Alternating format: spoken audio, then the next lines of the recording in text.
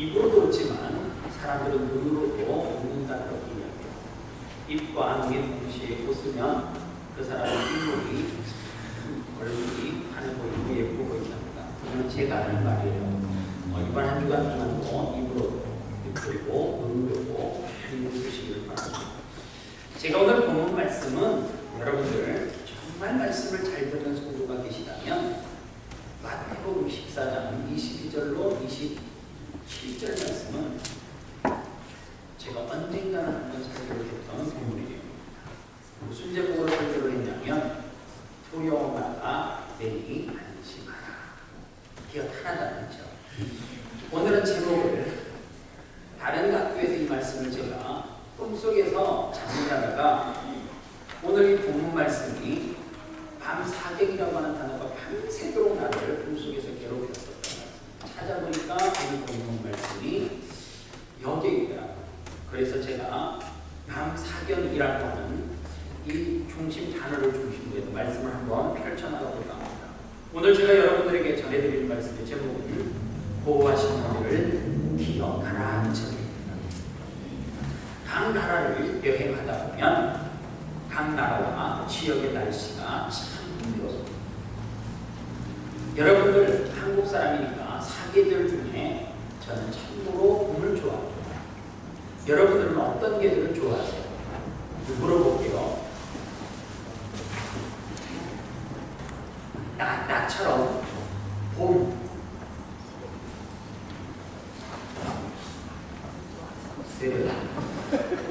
하나 네 가지 중에 하나만 안 들으면 혼날 거야. 여름. 네, 손 내리세요. 여름은 두 종류의 사람이 좋아요. 아름다운 몸매를 포기한 사람이거나 아름다운 몸매를 가진 사람. 제가 하는 말은 아니죠.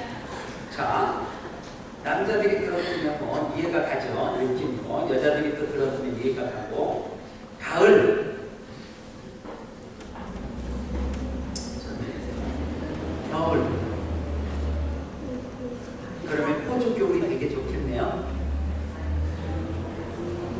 제가 이렇게 일부에 대해서 물었더니 한 집사님이 그러세요. 호주 겨울은 정말 싫어요. 눈도 없는데 정말 기분 나쁘게 춥대요. 한국은 사계절이 뚜렷하게 이렇게 구분이 되어 있어요. 지금은 그 계절에 구분이 서서히 없어진다라고 이야기합니다. 여러분들, 우리 교회 집사님 가운데 싱가포르에서 하시던 분들 계십니다. 날씨 어때요? 이러면 좋아요. 그러다가 조금 있다가 전화는 날씨 어때요? 비와요. 싱가포르는 여러분들 날씨를 이렇게 제가 핸드폰에다가 각 나라별로 날씨, 우리 교회 성도가 싱가포르에 가 있을 때 항상 날씨를 싱가포르를 이렇게 검색해 보면 이렇게 천둥 번개 치는 날씨가 항상 비슷해요. 여러분들, 영국 사람을 우리는 신사다 그렇게 이야기합니다. 그래서 그 사람들은 바바리 코트 같은 옷을 좋아해요. 그런데 이 동양 사람들이 입으면 잘 어울리지 않는 옷이잖아요. 그런데 이 바바리의 패션은 어디에서부터 차관이 되냐면 오비 아시죠? 거기에서 만들어진 옷이 바바리예요. 왜냐하면 이 영국이나 독일 이 나라는 날씨가 안 좋대요. 그래서 사람들의 얼굴도 있잖아요. 우중충한데요. 그런데 햇볕은 쨍쨍 모리아라 반짝 스페인, 이탈리아 이쪽으로 가면 사람들이 화나요. 계절을 좋아하는 것을 보면 그 사람의 느낌을 대충은 알 수 있다고 이야기를 합니다. 우리 아름다운 교회 성도들은 가을을 참 많이 좋아하네요. 가을을 좋아하는 이유는 뭐 단풍이 좋다라고 일부에 이야기하는데 저는 아직까지 청춘 같아서 이렇게 생명이 이렇게 나올 때가 좋아요. 그리고 또 하나는 제가 신선한 나무를 먹기 때문에 저는 봄이 좋습니다. 그냥 이거는 취향이니까 알고 계시라는 거예요. 여러분들, 우리의 인생이 마치 날씨처럼 하루는 햇볕이 쨍쨍 비치고 어떨 때는 또 비가 와가지고 그래서 호주도 막 끊임없이 일주일 한 달씩 비가 올 때가 있잖아요. 사람들이 대부분이 그나마 비가 침을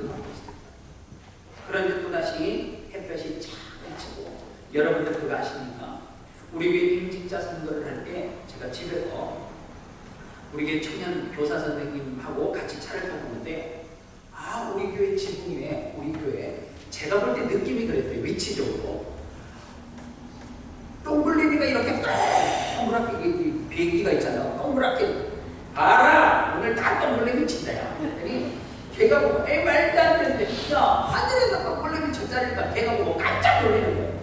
그래서 내가 정말 얼른 차를 태워서 핸드폰으로 찍어가지고 보여줘야 되겠다 했는데 차에서 내려가지고 찍으려는 거 없어졌어요. 무슨 강도를 하기 위한 문구지는 잘 모르겠어요. 호주의 하늘이 너무너무 아름답지 않습니까? 그런데 매일 아름다운 것만은 아니에요. 오늘같이 흐린 날도 있다는 거예요. 마치 이 날씨는 우리의 인생과 너무너무 비슷합니다. 오늘 날씨와 비슷한 그리고 우리의 인생과 비슷한 내용을 이야기를 하는 본문이 오늘 마태복음 14장 22절로 27절의 말씀입니다. 오늘 성경에 보면 제자들이 풍랑을 만났다라고 성경은 기록하고 있습니다. 그런데 풍랑을 만나서 어려움에 빠지기 바로 전에 성경은 어떠한 사건이 있었냐면 오병이의 기적이 있었습니다. 오병이의 사건이 있었는데 불과 몇 시간 차이로 축제와 같은 장소에서 생사의 갈림길에 놓여져 있는 제자들의 모습은 마치 우리가 이 땅을 살아가고 있는 우리의 모습과도 흡사하다. 그래서요 여러분들 가운데 일이 너무 잘 풀린다고 우쭐해야 할 필요는 없어요. 어깨에 힘을 필요가 없다는 거예요. 왜냐하면 제자들처럼 언제 풍랑이 내 인생 가운데 찾아올지 모르기 때문에 그렇습니다. 반대로 지금 너무너무 어려운 풍랑을 만나서 도전하고 있습니다. 그래서 고통 가운데 힘들어하고 있는데 그렇다 할지라도 절망하거나 좌절할 필요는 없습니다. 왜냐하면 그 과정을 이겨내면 반드시 우리의 삶 가운데도 오병이어의 기적과 같은 일들이 펼쳐질 수 있다. 그래서 전도서 기자는 전도서 7장 14절에 이런 말씀을 합니다. 형통한 날에는 기뻐하고 곤고한 날에는 되돌아보라. 이 두 가지를 하나님이 병행하게 하사 사람이 그의 장래를 능히 하려 알지 못하게 한다라고 선포합니다. 형통한 날에는 하나님 앞에 감사하래요. 그리고 기뻐하래요. 그러나 곤고한 날이 내 인생길에 찾아오면 어떻게 하라고요? 하나님이 내게 무슨 말씀을 하고 싶어 하는지 말씀에 귀를 기울이라는 거예요. 왜 하나님께서 이 두 가지를 우리에게 동시에 주느냐? 이유는 딱 하나예요. 우리의 인생길을 피조물인 우리 스스로 하지 못하도록요, 예측하지 못하도록 하기 위해서 그렇다. 오늘 마치 제자들의 삶이 한치 앞을 예측할 수 없어요. 그런데 제가 이 말씀을 보다가 짚고 넘어가야 될 부분이 하나 있어요. 그게 뭐냐 하면 이 사건의 원인 제공자가 누구냐 하는 거예요. 오늘 제자들이 풍랑을 만났어요. 이 원인을 제공한 사람이 누구예요? 오늘 성경 말씀 22절에 예수께서 즉시 제자들에게 재촉하사, 제자들은 갈 생각이 없었어요. 그런데 재촉하사 자기가 무리를 보내는 동안에 배를 타고 앞서 건너편으로 가게 하시고, 여러분들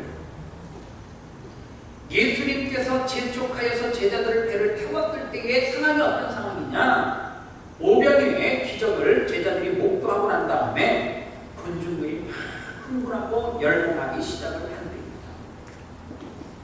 만약에 예수님께서 재촉하지 않았고 그대로 내버려뒀으면 아마 제자들은 감격의 자리를 떠나지 않았을 가능성이 많습니다. 한바탕 축제가 벌어졌어요. 참 이런 사람 기분 나쁘죠. 막 흥이 돋아가지고 막 이제 분위기가 점점 올라가고 있는데, 자 그만하고 이제 다 집에 갑시다. 흩어집시다. 그러면 저 분위기를 한번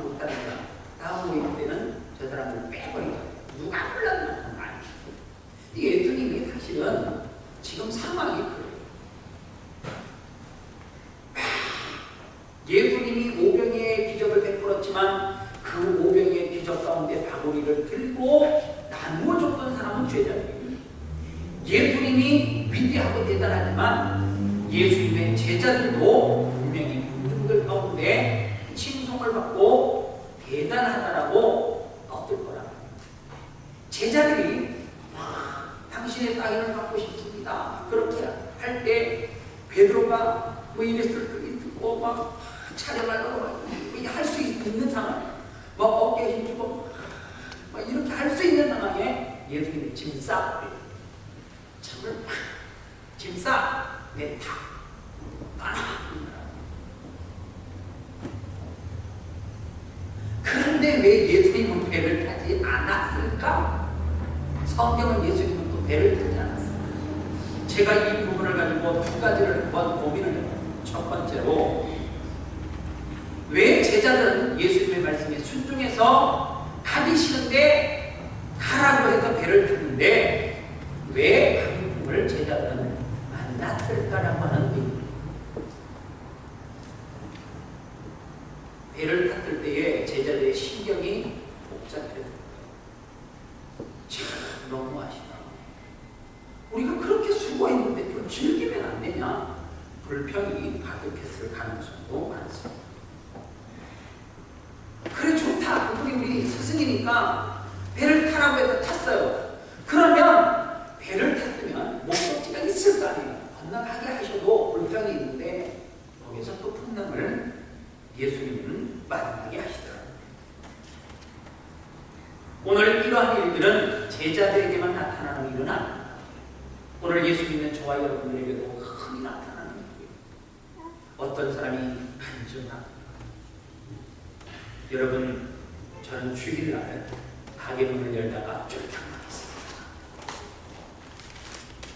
그런데 어떤 분이 주일날 가게 문을 닫고 토요일날까지 일을 하고 월요일날 주일 쉬고 온전하게 지키고 월요일날 가게 문을 열었는데 월요일날 항상 매상이 가물었습니다. 이런 사람이 있긴 있어요. 그런데 여러분이 놓치고 있는 게 있어요. 그런 사람을 간증하는 사람이라 그러는 거예요. 그런데 보통 그런 사람들은 오후 예배 때 오시는데 여러분들 파워포인트 첫 번째 화면을 잘 보시면 그분이 어떤 사람인지를 설명하고 있는 것을 놓치고 있는 거예요. 특별 간증 집회, 그런 일이 특별하게 다수에게 일어나는 것이 아니라 소수에게 일어나는 참 흔하게 일어나는 일이 아니라, 그런데 사람들은 그 간증을 듣고 나서 주일날 문을 닫는 거예요. 몇 달 지나고 나서 항의를 하는 거예요. 목사님, 그때 그 사람이 주일을 가기만 닫으라 해서 닫고 월요일에 열었더니 바람이 뚝 끊겨져가지고 가기는 닫게 생겼다고, 이런 이야기 하는 거예요. 목사님이 주일날 공부하면 안 된다 했으나 주일날 공부 안 했다는 거예요. 그런데 성경은 적당들고 곤두박질 치고 있다는 걸 어떻게 설명할 거예요? 오늘 여러분들이 흔히 듣는 메시지는 뭐예요? 주일날 공부하지 마십시오. 하나님은 책임져 줍니다. 그럴 때 무슨 연표를 불리면 뭐 정답이 뭐 착착 맞아지나? 확률적으로 사지선다형은 불리면은 25% 맞게 돼 있는데 25% 맞는 거는 확률적으로 평균이 보통 그 밑으로 나와요. 내가 해봐서 알아. 굴려보면 전부 다 20점대지 25점 넘어가는 경우가 별로 없어요.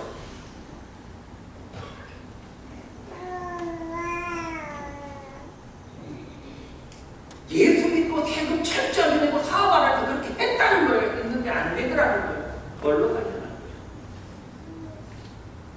하나님 앞에 눈물로 기도하면 하나님이 다 들어준다 해서 나는 새벽마다 나가서 목사님 아시잖아요. 알죠? 내가 축석 부르는데 우리 교회 새벽 예배 나오는 성도들 축석 부르는데 알지? 내가 모르나? 그런데 왜 나는 안 되고 새벽 예배 안 나오고 주일 예배 안 나오는 쟤는 잘 되냐? 저한테 항상 그렇게 질문하시면 그렇게 하셔도 안 되는 것이 있을 수 있다. 아니, 많이 안 돼요. 그러면 사람들은 그래요. 뭐 하러 예수 믿냐고, 뭐 하러 예수 믿냐. 예수를 믿는 것은 잘 살기 위해서 믿는 것도 아니고 병 안 걸리기 위해서 믿는 것도 아니고 예수를 믿는다라고 하는 것이 고난을 안 당하기 위해서 예수를 믿는 것은 더더욱 아닙니다. 그러니까 제가 이 14장을 묵상을 하다가 궁금한 게 생깁니다. 더 궁금해지는 거예요. 왜 그러면 하필 예수님께서는 제자들을 풍랑 가운데 몰아넣으시고 그 다음에 예수님이 즉각적으로 액션하지 않았는가? 이 문제가 제가 또 해결되지 않더라고요. 성경에 보니까 밤 사경이래. 제가 꿈을 꿨어요. 밤 사경. 이 말씀이 꿈 속에서 막 돌아와요.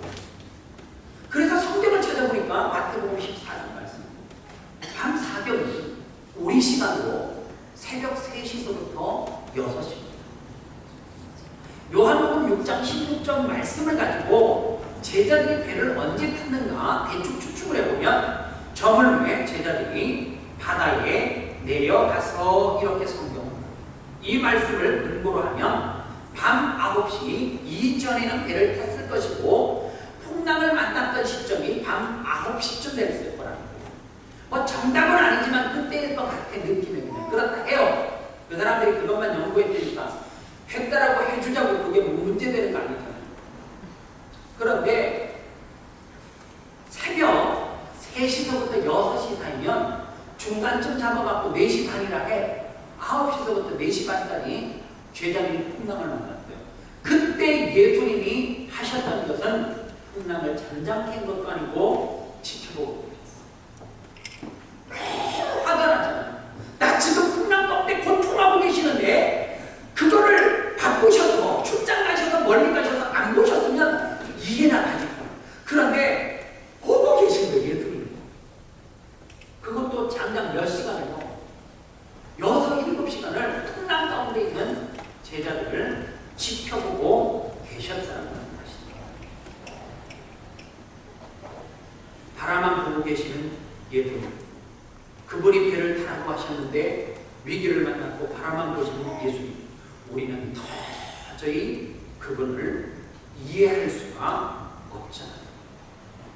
그런데 여기에서 제가 고민에 빠졌던 것이 뭐냐면 풀리지 않는 숙제가 뭐였냐면 이 부분 가운데 순종해서 배를 탔고 또 고생을 왜 하는가? 고생을 하는 제자들을 보면 빨리 구해주시지 왜 구해주지 않을까? 여러분들 제가 그러면서 고민하다가 생각한 단어가 뭐냐면 관점이라고 합니다. 사전에 보면 사물이나 현상을 관찰할 때 그 사람이 보고 생각하는 태도나 방향 또는 처지 이런 것들을 관점이라고 풀이해봤습니다. 어떤 것을 똑같은 것을 보는데 여당과 야당이 틀려요. 그렇죠? 어제 여러분들 생각하셨어요?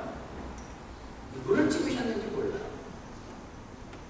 그러나 두 사람이 있는데 나는 이 사람이 총리가 됐으면 좋겠고 아니면 이 사람 바라보는 관점이 차이에요. 오늘 성경에 보니까 예수님께서 오병이어의 기적을 보고 제자들과 예수님을 보는 관점이 달랐어요. 오병이어의 기적을 보면서 제자들은 한 건 했다. 사람들 봐라. 수많은 분이 지금 보여서 열광하지 않느냐. 야 이제 됐다 떴다.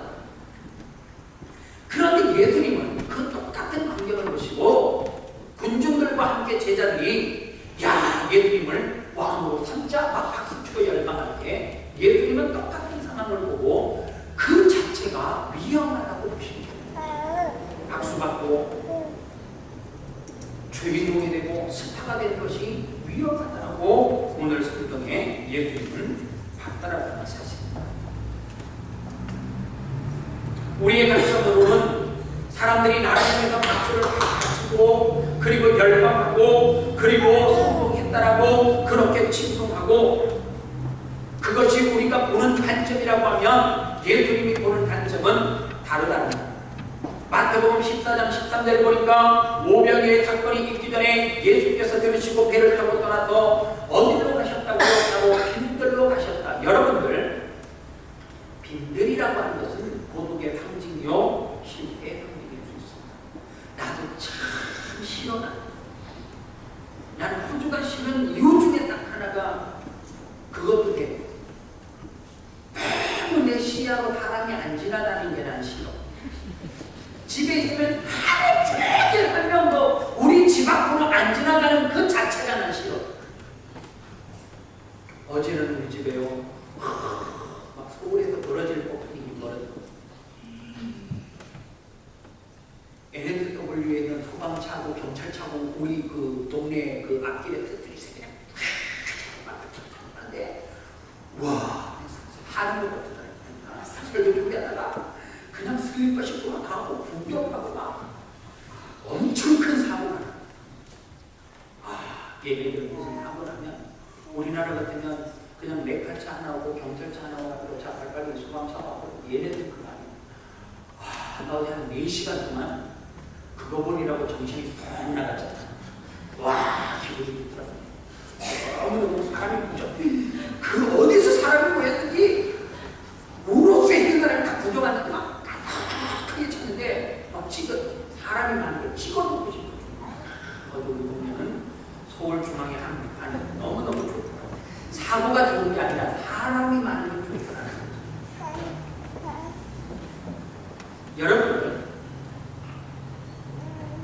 사람이 여러분들을 향해서 관심을 갖는 게 좋습니까? 아니면 관심 밖에 예수님처럼 사람이 자기가 대단하다고 하는데 자꾸만 이상하게 숨어. 여러분들은 어느 거를 선택해요? 이거잖아요. 이거 선택이잖아요. 예수님은 그게 유명하다.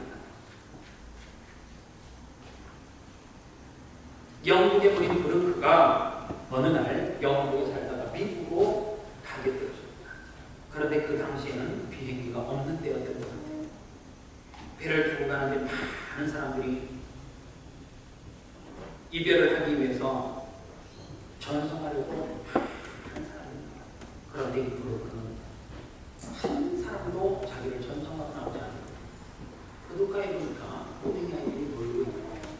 그리고 그 아이들에게 각각 60명의 돈을 주고 내가 배를 타고 배가 출발해서 떠나갈 때 너희들이 나를 위해서 손을 막 흔들어달라 전송해달라고 부탁을 했어요. 해주게 되니까 모여서 놀던 아이들이 60명이라고 하는 돈을 받고 손을 막 흔들어주대요. 그런데 브루크가 쓴 책에 보면 이런 내용이 있습니다. 돈 받고 흔드는 손을 보고 나는 더 고요를 느끼게 되었다. 이게 인간의 마음이야. 사실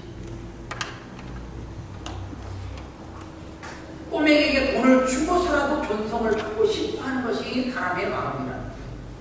그러나 예수님은 인간이 피하고 싶은 그런 빈들이나 고독한 것들, 장소를 예수님께서는 마치 찾아가듯이 가더라고 하는 사실. 이게 관점의 차이다. 신앙생활이 뭐냐?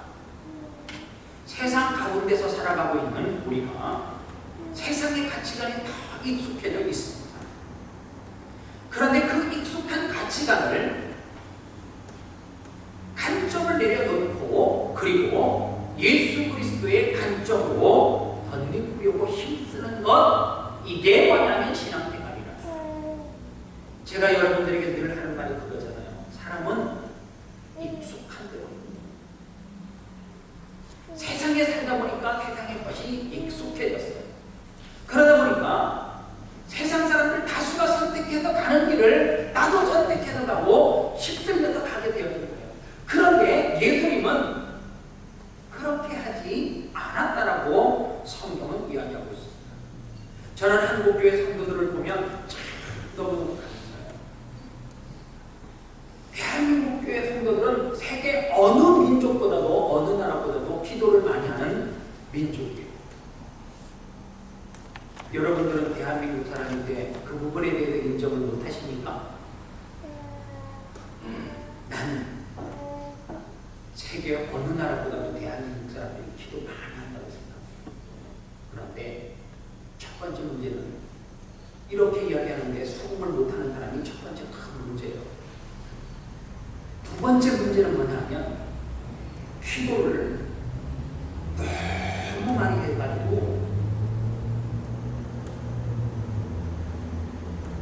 마치 기도 많이 하는 무당과 같은 성도이 있어서 문제예요. 기도 많이 하는 권사님 보면 힘들잖아. 목사님은 누가 힘들어요? 그러면 난 말할 것도 없어. 장로님 힘들어. 솔직하면 안 돼요. 장로님. 두 번째로 누가 힘드냐면 권사님 중에 기도 많이 나보다 많이 하는 사람. 그래도 목소리 걸걸하고 권사님이 참 힘들어. 세 번째 힘든 거 부요. 청년의 임원들이 많이 힘들어.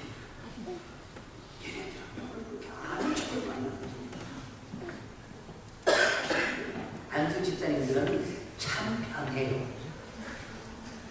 근데요, 기도하는 권사님, 우리 교회는 그렇게 두드러질 정도로 그분에게 위축될 만한 권사님이 없지만 이런 교회, 딱 봐도 저분은 기도하는 사람, 뚱치가 돼요, 뚱치가. 근데 지나가면서 이번 주 조심해야 될 것 같아. 그때는 참 조심해. 그렇지만 그러면 사람은 심리 좋고 기도 안 하는 사람이 그러면 농담으로 듣고 있는데 기도하는 사람이 그러면 머릿속에서 생각을 깊이 그리고 한 주간을 지나고 교회를 왔어요. 기도하는 권사님이 이번 주에 별일 없이 왔네. 그런데 두 가지가 권사님 말씀 듣고 조심했어요. 또 한 반응이 이런 반응이 있어요. 권사님 진짜 대단한 거예요. 안 그래도 나 사고 날 뻔했죠. 내 앞에 조금 내가 그 뒤에 바로 섰는데 와 내가 조금만 서둘러 갔으면 와 권사님 용하세요 용하세요. 그래서 이렇게 교회 안에 무당을 하나 만들었어요. 시시때때로 궁금하면 가서 물어. 가게를 오픈해도 그 권사님 앞에 가서 고개 숙이고 잘 될 것 같아요 못 될 것 같아요. 그래도 일명 기도하는 무당이 교회는 천만이 있습니다. 여러분 첫 번째 기도 안 하는 사람은 뭐예요? 밥을 먹을 때도 이게 느낌없이 그냥 떠놓고 나니까 기도 안 했는데 다음에 하지 이러는 사람이 진짜 문제인데 더 문제는 매일 밤마다 교회 와서 기도하면서 사주 받듯이 요번에 자녀 시험 쳤는데 힘들고 그래서 이제 시험이 됐어. 그러면 이제 생각을 하면 저번 사람이 된 얘기가 뭔가 내가 이거를 그거 되게 하려고 얼마나 기도했었는지 아냐? 또 거기서 귀가 팍 죽네. 저번 사람이 기도했는지 안 하는 거 대학교 여러분 기도라는 거 아시잖아요. 기도가 뭐예요? 나의 원대로 하옵시고 아버지의 원대로 이게 기도.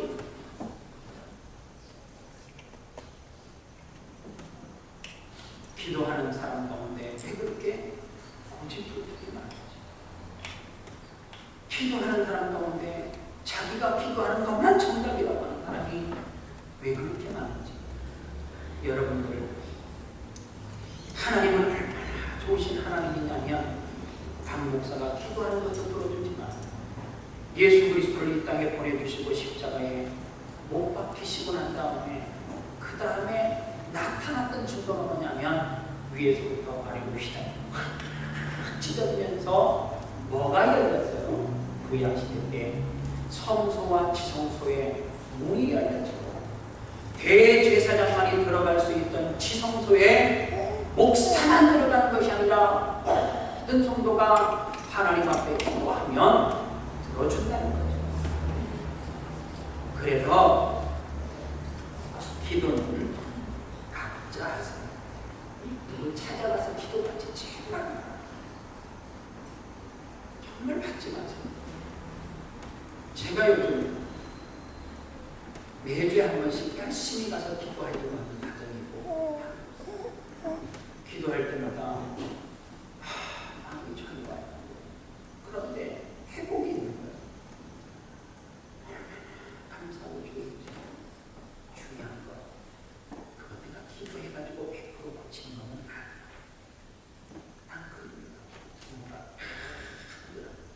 내가 부모만큼 고통하고 간절하겠어요.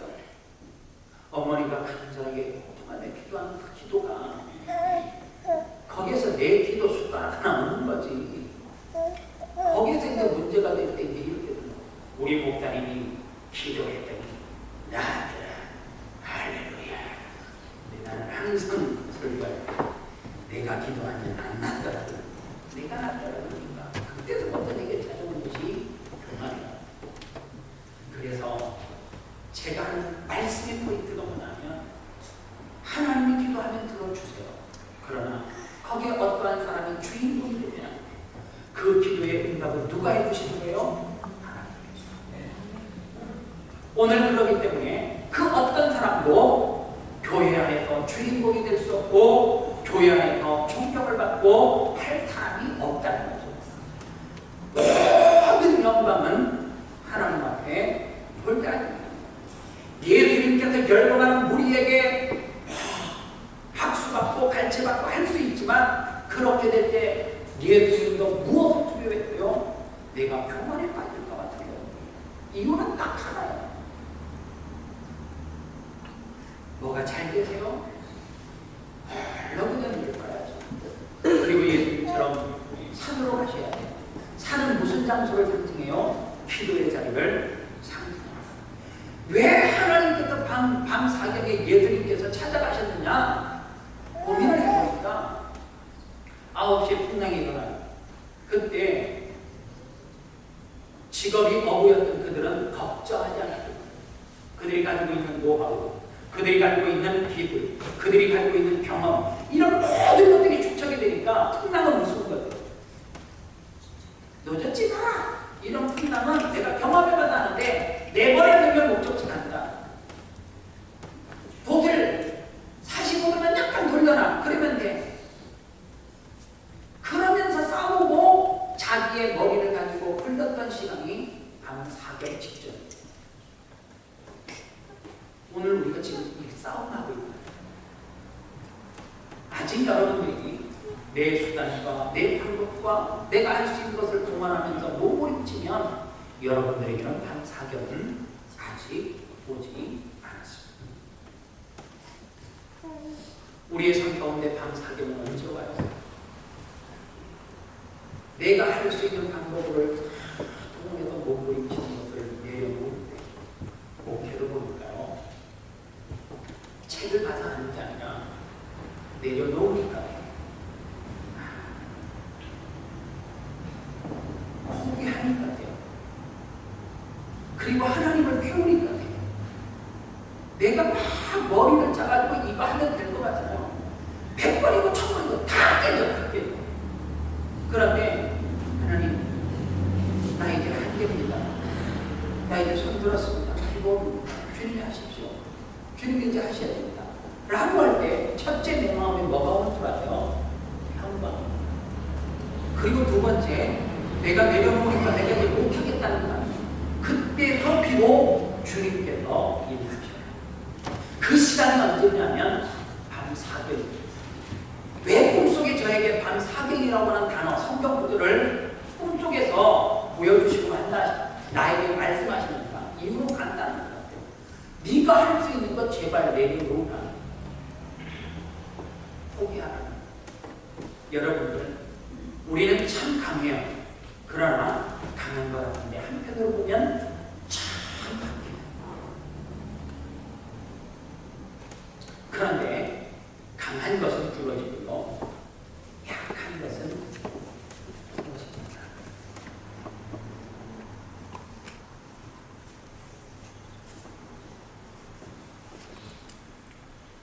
오늘 저는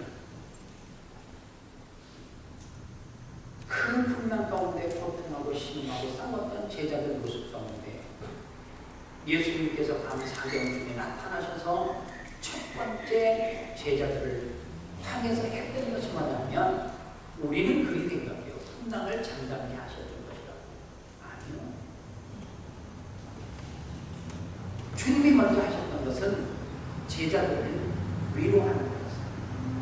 목사님, 제가 살아가는 가운데 위기를 만났습니다. 풍랑을 만났습니다. 그런데 이 풍랑은 위기는 변장하고 찾아오는 축복이라 그러는데 그것이 변장한 것인지 아닌지는 어떻게 알 수 있느냐? 하나예요. 내가 내려놓았을 때에 내 마음 가운데 하나님의 위로하심의 그 위로와 평강이 내게 있으면 반드시 그것은 변장하고 찾아오는 축복입니다. 오늘 말씀을 하나의 간증을 드리면서 마치도록 하겠습니다.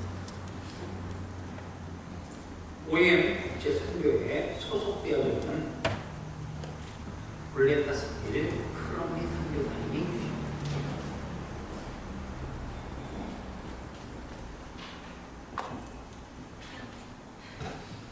네가 지금 건반이 안 들어오지. 근데 저쪽에서는 자고 있지. 사인 없냐 이거.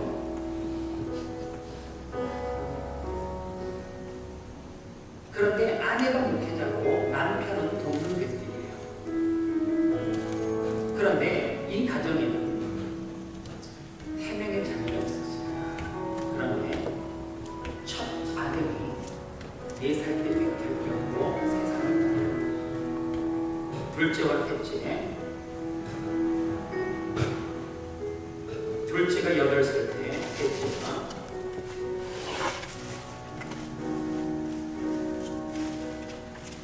16살 됐을 때에 함께 차를 타고 가다가 사고를 당해서 현장에서 죽게 돼요. 불효 중에 큰 불효가 부모보다 먼저 세상을 떠나는 자녀가 불효라고 했잖아요. 자녀를 키우는 입장에서 이거보다 큰 고통은 없을 거예요. 그런데 남편이 임파선 호진킴이라고 하는 난치병에 걸려서 신음하다가 또 세상을 떠났어요. 스틸 크럼비라고 하는 이 아내 여자 선교사 이분이 이제 혼자나 너무 고통하는 건지 울어도 안 되고 생각을 해도 돌이킬 수가 없으니까 그걸 잊기 위해서 대만의 선교사로 현장으로 떠납니다. 해를 당신으로 대만이라고 하는 나라에 가서 선교를 하는데 17살에 흉악으로 만나서 성폭행을 당합니다. 그가 세상에 태어나서 겪을 수 있는 모든 고통은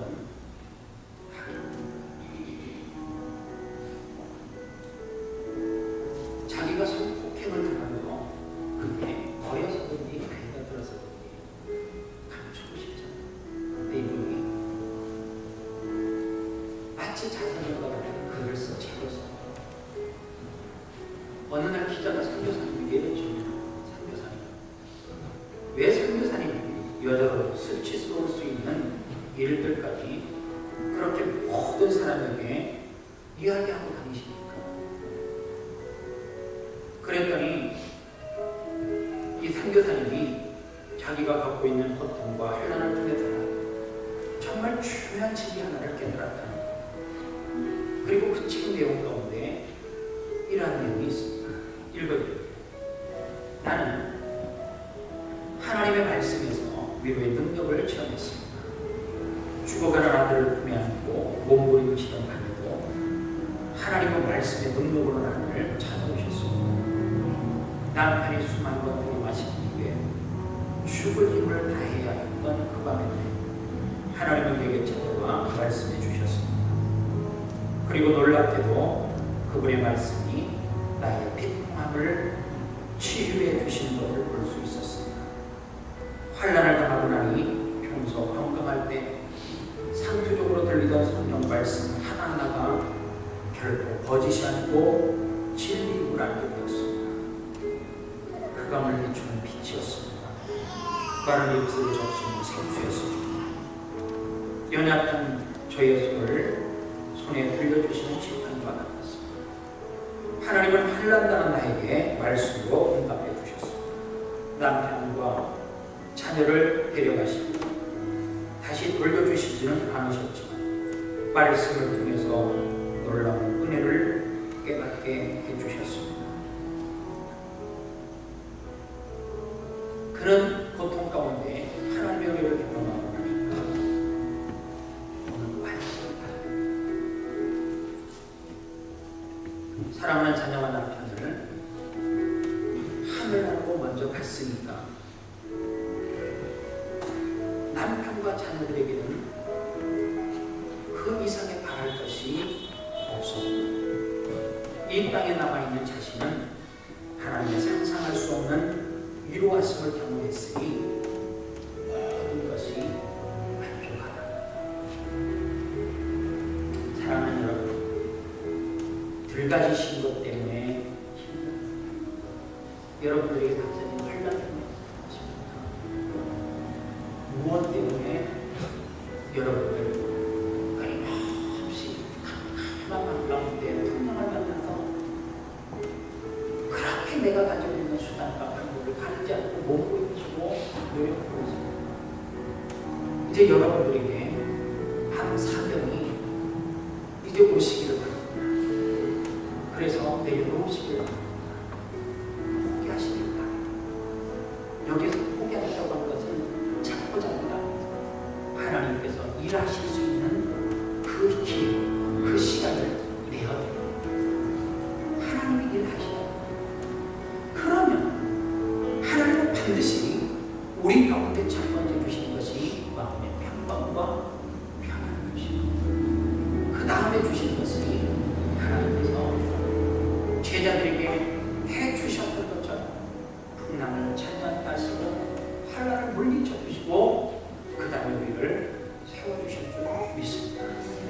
건강이 여러분들의 자녀의 문제, 여러분들의 삶 가운데 비즈니스의 문제, 훈련의 어떤 문제를 할지라도 오늘 이 말씀을 들으시고 몸부림 치기를 그만하시고 풍랑은 누가 주시는 거예요? 환란은 하나님을 주시는 거예요. 주인 되시는 그분에게 맡기시길 바랍니다. 이 시간 같이 오늘 이 찬양을 부르면서 여러분들의 그 단점을 깨뜨려 버리고 우리가 생각하는 세상 사람들이 생각하는 그 단점이 아니라 하나님이 생각하는 그 단점으로 그렇게 우리의 삶을, 우리의 신앙생활을 바꾸시기를 소원합니다. 찬양하겠습니다. 두 손 들고 찬양합니다.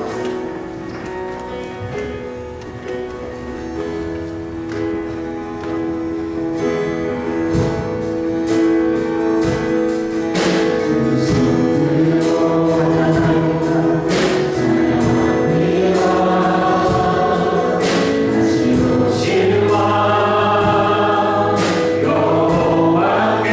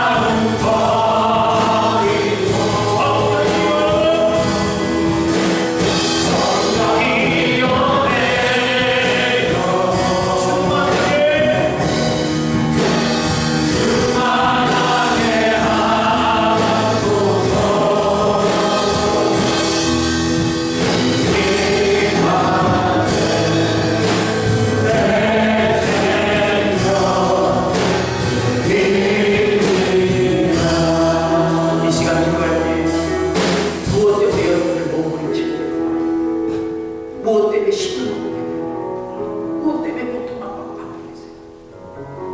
밤사경은 여러분들에게 저벅저벅 다가오고 있습니다. 내가 내려놓는 시간이 사경이에요. 그때 하나님께서 물 위로 걸어오셔서 제자들에게 안심하라, 내게 두려워라, 두려워하지 말라 말씀하시는 그 음성을 들을 때 해결되고, 하나님 내가 이 시간 몸부림치고 내려놓겠습니다. 하나님 포기할 것 아닙니다. 하나님 일하여 주시옵소서. 간절하게 한 2분만 기도하도록 하겠습니다. 기도하겠습니다. 하나님 감사합니다. 이 시간 하나님 앞에 기도하겠습니다.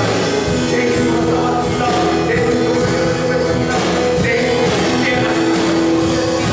그래 당신도 여전히 기도하시고 있습니다. 하나님 포기하겠습니다. 내려놓겠습니다. 하나님 기도하옵소서. 하나님 기도하옵소서. 그리하여서 하나님여 우리 중에 가지고 감사합니다. 우리 가지고 이 꿈에 가지고 내가 생각하는 그들의 삶에 아무도 없어가지고 하나님은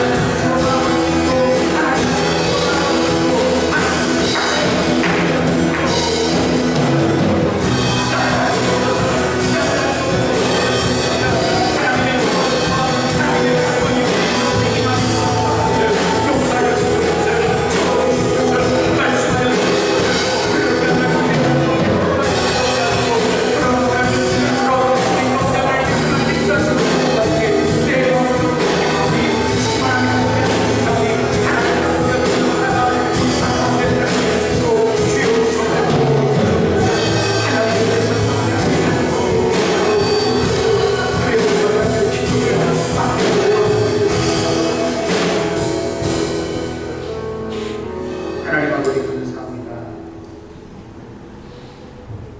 내 힘으로 발버둥치고 있으면 아직까지 내 생각 가운데 밤사경은 오지 않았고, 주님은 여전히 우리의 삶 가운데 일하시지 아니하시고 지켜만 계신 분이 있습니다.